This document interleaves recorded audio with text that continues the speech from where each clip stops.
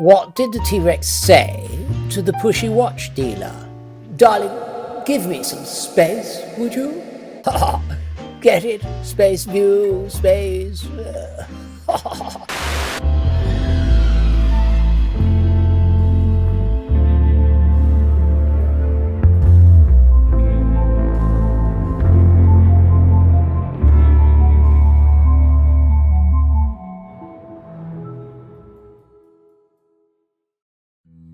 I'll do a very quick wristwatch check.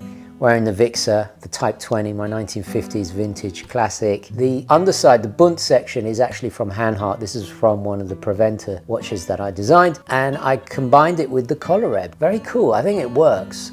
So this is from Holben's, the collar reb, which is tutto fatto a mano in Italia, lovely distressed leather. I think it works, you know, trying to evoke the Steve McQueen vibes. Anyway.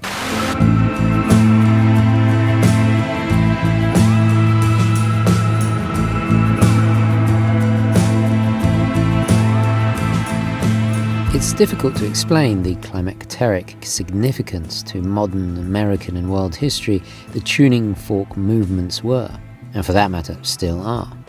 It's a story I've chronicled and explored in about half a dozen videos over the years, before the trust fund hipsters decided it was cool. But for those new to the channel, and also more importantly for context to fully comprehend why this is the most important horological development in decades, as always, here's the Cliff Notes context. The original Accutron movement, like the 214 I've owned in my own collection for over a decade, was developed during the 1950s by Max Hetzel. A Swiss engineer, Hetzel ingeniously combined a tuning fork oscillator with what was then a revolutionary invention that we take very much for granted today, the transistor, doing away with a traditional balance wheel that had been the dominant beating heart of timekeeping for centuries. Instead, it used magnets, vibrating at a staggering 360 cycles per second, resulting in a very distinctive audible hum, so wonderfully marketed, along with a majestic, iconic spring drive-like, butter-smooth, mesmeric fluid sweep, Accutron time. Now we just hear the electronic hum. It is the height of design and technology. But beyond the engineering coolness, most fundamentally, it had a world-changing accuracy, first utilized, as you would expect, in military technology like spy planes and satellites, then vital timing instruments used to win the space race throughout the 60s, and first commercially available in 1960. Accutron, it's not a timepiece, it's a conversation piece. A perfectly timed, symbolic but wearable culmination of America's golden age of madmen style, atomic technology and space-age optimism. However, it's not just its technological prowess that changed the world, but before the hum was temporarily silenced by being superseded and thus made redundant by quartz watch technology in 1969, its longest lasting impression was actually something completely different, an accident in its design, which we'll discuss a little bit later on.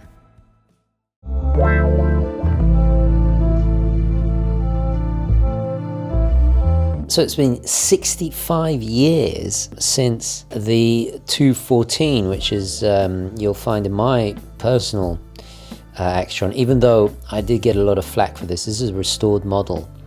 Kind of not a Franken as such, but bits and bobs from all over, because that was the only way. I wanted this similar to the Richard Rogers, as close as I could. 39mm diameter over the 34 back in the day, certainly much more a crowd pleaser size for most wrists. 13.5, quite thick, about a millimeter over the original. I'd say that's about 47 lug to lug. And then it says on the back, yeah, we got an 18mm lug width, and I just think it's spot on. I gotta say off the bat, the strap, they come on different straps depending on the 4 variations. Yeah, the strap is fantastic. It's like a dark navy blue, così morbido, supple, beautifully done. quite luxurious. Yeah, are you listening, Seiko? I even like the deployment. I don't typically like this style of, double button deployment, but they've done it really well with this kind of angular design that reflects those harsh angular edges of the lugs there just perfectly. So no complaints there. Now, I've seen some people complain about the height, but if you think it's gone up in diameter by about 5 millimeters and 1 millimeter in height, so I actually think it's proportional. You've got this wonderful display on the back with these screw in the case back, and they've actually even skeletonized the magnets there, which is just fantastic. Like the original, they're very tough movements. And the original, actually, if you remember my videos, they were used in outer space, in the cockpits of experimental aircraft, the CIA spy plane. So it's really great at dealing with temperature variation, shock, not quite G-Shock level, but very, very tough indeed. If I just pull out the crown, you'll see they've actually given it hacking, which was one of the big drawbacks of the older 214. Now, if we look at the original, it has a kind of bubble back, questo grande culo qui. The main case is kind of pushed up towards the crystal. There's a lot more depth. I actually prefer the way they did the old one, but I understand what they were trying to do here with the base plate here. It appears chunkier when on the wrist, but actually if you look where there's contact with the wrist, only a minuscule amount of difference. We got a grade 5 titanium, which is fantastic, so it feels incredibly light. Then we have a very responsive applied superluminova. This is the SG1000, applied onto the chapter ring and on the hours and minutes only. So it's almost like a sports watch, the luminescence. In terms of accuracy, we're looking at about, and I could be wrong about this, I think it's about a minute per month. There's very little positional variation on these. Most of that newer size is we have an actual bezel this time, whereas before we didn't really. The crystal extended all the way to the very edge of the case, and this is obviously sapphire crystal. But I have to say that what I did like about this is that this was more a kind of a statement wild card dress watch. I actually wore this once to an opera, and as a dress watch it functions amazingly because this domed crystal just helps glide any cuff over it like a true dress watch should.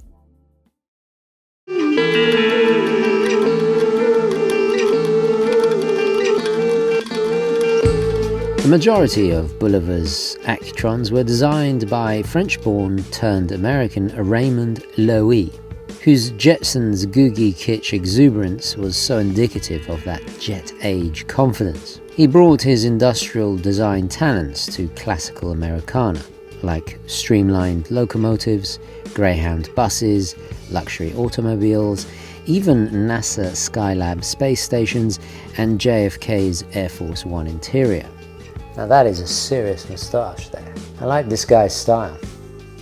His Accutron watches were certainly stylistically a product of their time, but just like so many heavyweight horological icons of the 1950s, still look just as meraviglioso and timelessly dapper today. Here is a product that should be sold by someone who understands beauty and intrinsic value and who can impart pride of possession. However, to show off this cutting-edge tech, many showroom examples had the dials removed, and due to popular demand, this unintended Robbie the Robot retrofuturism became the best seller. Its exposed electronics, in a vibrantly triadic, bold colour scheme of Kandinsky-like abstraction, instantly brings out the inner child, as if it was straight off the wrist of Barbarella or a puppet on Thunderbirds. Thunderbirds are go! This was then contrastingly housed in a myriad of more conventional curvaceous cases, giving birth to another hallmark of great American pragmatism, the ability to aptly name things with such an encompassing precision, and hence the Spaceview was born. The most ingeniously logical portmanteau since the word no preceded brainer. And talking of sci-fi, if we now step into a DeLorean and return back to our present day, just about every uber high-end watch brand from MB&F, Richard Mille, Hublot, AP, Beauvais, Urwerk, and so many others all have used this design language in their own sort of horological pissing contest. While skeletonization in luxury watchmaking certainly wasn't anything new, this imagistic inside-out look when it came to modern conceptual watchmaking was. I mean, just look at my Grail watch, the Breguet Tradition. It also used this method with all the hand-decorated goodies on show. This innovative aesthetic, in turn, attracted the attention of a personal hero of mine that I've also discussed before, the renowned architect Sir Richard Rogers, a fellow British-Italian who had made a career out of exposing the inner workings and infrastructure of his controversial creations. To me, this Anglo-Tuscan god of sprezzatura only underlined just how cool and ahead of its time the Spaceview was, free of the associated new money vulgarity that makes all the aforementioned super high-end midlife crisis on the wrist of a Philistine billionaire so ghastly, excluding Breguet, of course.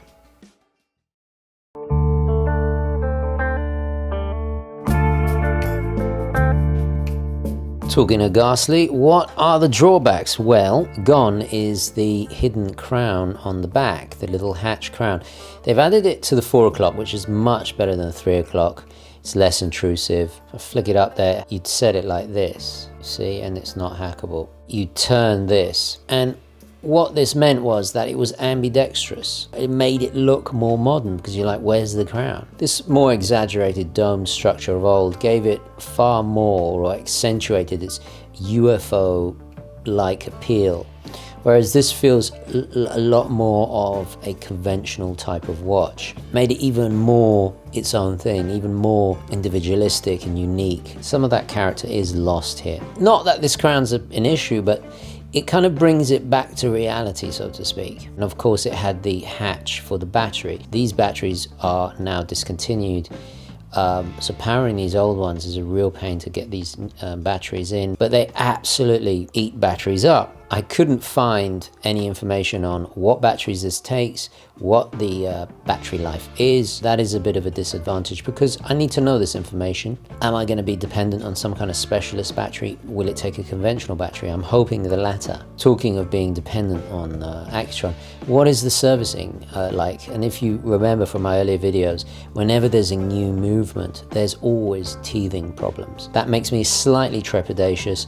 What's the servicing going to be like? You know, will it have to go back to Japan? Will they be able to have service centers within the United States? All these kind of problems that come with a new movement, as amazing as it is. Having said that, unlike smaller brands like Christopher Ward, who could easily put the wrong watch out or have some kind of scandal and fold, at least you got the might of Citizen behind Accutron. I don't think Accutron is going anywhere, you know, so that does alleviate some of the issues. I would have preferred these index or tapered index hands over the Dauphine. I get that the Dauphine are a reference. I mean, the Dauphine hands are the most quintessentially 1950s handset of all time. I'm not sure if this handset is correct, the size for my old one, but I love how big they are and it really reaches that chapter ring, whereas they feel a little bit undersized here, just a smidgen. This is only 30 meters water resistant. Obviously the vintage or the restored ones, forget about it. It would have been nice to have it 100 meters or 50. I mean, if the Saab 033 from Seiko can have 100 meters water resistance without a screw down crown, why not here, you know? This could have pushed it into a more sporty, almost kind of dagger watch territory. Now, if we pull in my Panerai on the Tropic strap here, I don't expect it to be a Panerai, obviously not, or a Seiko or whatever, but there's very bad orientation on this. Why not have a double marker, or obviously you can't put a 12, but something like the, you know, on a Speedmaster, you know, so you always know where 12 o'clock is. Obviously you know where 12 o'clock is here, but let's say this was loomed up and you turned it this way, there's no way to know if it's coming up to 25 past 1 or is it 20 minutes to 5. I see things very much from a watch designing perspective now, so I don't know why they don't think of these things. So let's address the giant dollar-shaped elephant in the room, shall we? Value, value, value, value. I can see the comments now. Let's get some perspective on this. First of all, adjusted for inflation, if we imagine the average Accutron was between $150 to just shy of $300 back in the day in the 60s, adjusted for inflation, that's going to be 2 to 3 grand in today's money. So these are significantly more, but how much does 10 years of research and development cost? Not to mention, then you've got to produce it. You've got to build the machines, the tooling, you've got to train people. It's an immense, gargantuan investment, and they have to recoup that investment and then make a profit too, because it's a business after all, right? What are we doing here? I mean, what are they doing here? I'm trying to inform you. With all that in mind, I actually think the price is pretty fair. I thought it was going to be more, to be honest. I've come to 2 conclusions, and I'm going to do a standalone video on this because it has to be addressed, because pretty much everybody on YouTube that I've seen is giving out misinformation or doesn't have the access to this kind of experience and information like I have. Not to mention brands and kind of cumulative experience from them as well that I've also kind of learned from. So there's so many nuances involved in the value of something that people do not understand. And I'm not defending the Spaceview. I just think actually it's kind of, I'm not talking about the gold one, okay? That's a separate issue. I'm talking about the steel and the titanium. I think they're reasonably priced.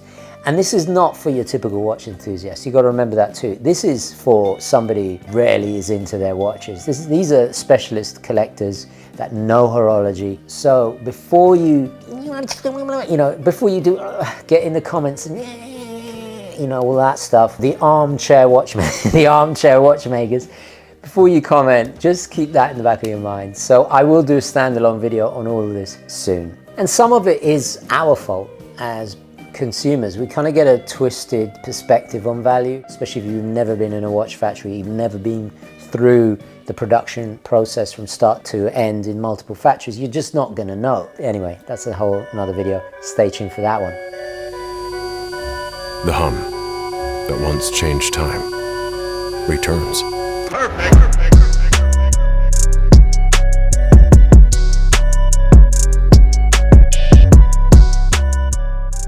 This contemporary Spaceview is perhaps the most ironic watch ever created. More ironic than the most shoplifted book in America being the Bible, or smoke detectors fitted in Sweden's famous ice hotel. With 65 years of history behind it, we didn't just bring this movement back. We gave it new life, reshaped it for today, with a commitment to making it better than ever. We couldn't rely on past know-how or established design guidelines. We had to forge our own path and develop everything from the ground up. You see, it's almost comical to think that Accutron's current Japanese owners at Citizen are the only people in the entire world capable of making this new tech possible. Lest we forget, this is the very same nation that brought the traditional watchmaking world to its knees post-1969. The irony is then twofold, or actually threefold, when you consider, as a result of that, the Swiss diversified their own watchmaking from honest precision quality tools for a job into gratuitously aspirational luxury in order to become relevant again. In a poetically fitting closing of this circle of irony, here we are with a 5 grand modern Accutron, or around 6K for this titanium variant, with the very cool champagne chapter ring to differentiate it from the slightly less expensive steel one, kind of like the free bubbly you get in first class. There's a process where we shave the fork to fine-tune the frequency. Even a change of just 1 micrometer can alter the frequency. So this step requires both cutting-edge technology and the skilled hands of our team. A true blend of precision and craftsmanship. It was a decade in the making, hand-assembled, tuned and executed to a luxury standard, even with pelage work and Geneva striping to drive home this point.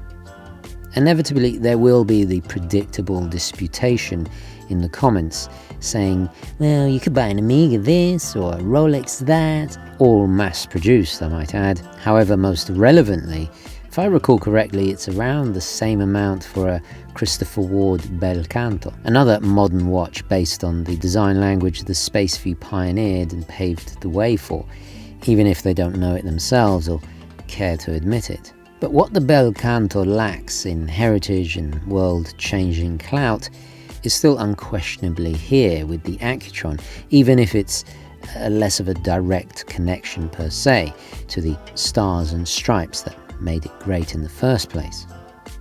In 2025, it's even more bewildering to think that it still looks like it's from the future, especially compared to all of today's unimaginative, ball-achingly boring, vomit-inducing so-called smart watches. And that, my dear Gentry, is why all the haughty-taughty fancy-pants brands still mimic this style today. The best way to look at it is a bit like a Japanese breguet, if you will, kind of high-tech tradition, retro meeting modernist, futurist aesthetic. The way they separated Accutron from Bulova, I'm still saying Bulova, the Italian way. The way they separated it, positioned it almost kind of like a Grand Seiko, even down to a smooth sweep. I mean, it's uncanny, right? And it should be seen as that. Anyone that's out there saying, oh, why would you pay all this money for a Bulova? Well, it's not. You're paying for an Accutron. You got to look at it like it's like a Grand Seiko to Seiko. I'm also extremely excited to see what's next because they got heavyweights. Imagine this new movement in the astronaut. Or what are they going to do next? I mean, adding GMT complications. Imagine a 314 perpetual calendar, chronograph. You know, what else can you do with this? I'm sure they're already planning it, you know, doing the R&D, because this could be a platform to launch a whole new line of exciting stuff. So I'm very, very excited. Obviously, as a New Yorker, as an honorary New Yorker, my wife's a real New Yorker, but as an honorary New Yorker, traveling here, I passed it on the way to JFK. I was wearing my Pepsi because that's my lucky traveling watch. And yeah, it is very special to me, and I think it will be special to those people who really know and care about it. Absolutely pure class, definitely. You know, not perfect, but I'm just relieved it's not 42 millimeters. So anyway, guys, let me know your thoughts in the comments. What would you like to see from Bulova what would you like to see from Accutron? Don't forget to like this video, especially if you want to see more free and truly independent content. I'll catch you in the next one. Onwards and upwards. Ciao.